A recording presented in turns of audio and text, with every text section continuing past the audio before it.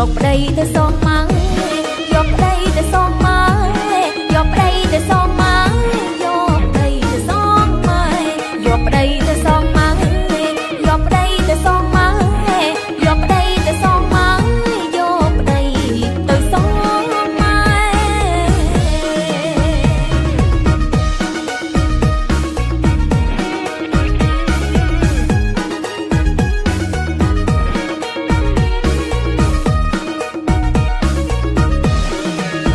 ប្តីខ្ញុំ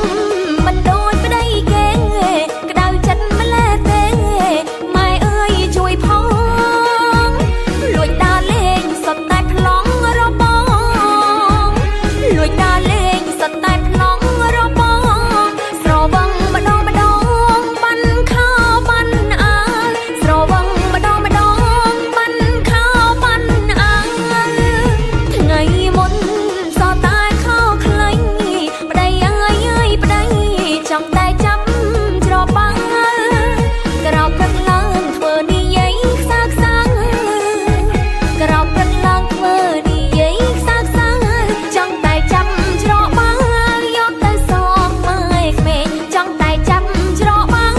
យកទៅសងម៉ែក្មេងយកប្តីទៅសងម៉ាំងយកប្តីទៅសងម៉ែយកប្តីទៅសងម៉ាំងយកប្តីទៅសងម៉ែយកប្តីទៅសងម៉ាំងយកប្តីទៅសងម៉ាំងយកប្តីទៅសងម៉ាំងយកប្តីទៅសងម៉ែ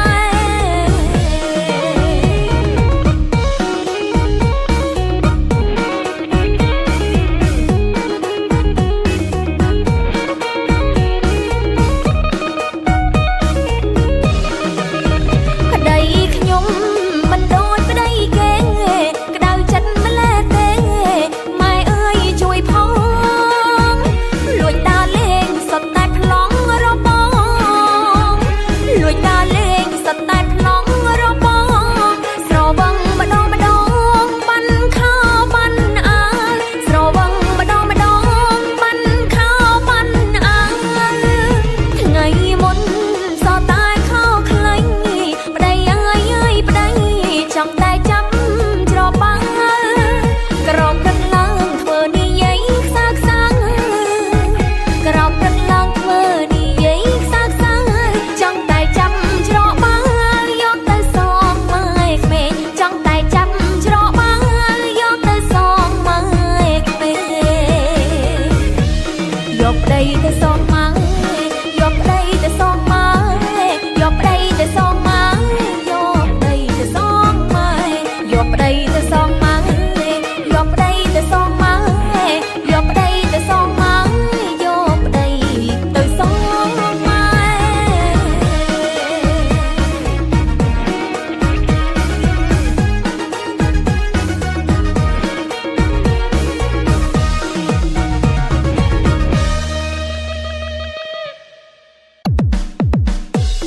យកប្តីទៅសងម៉ាំង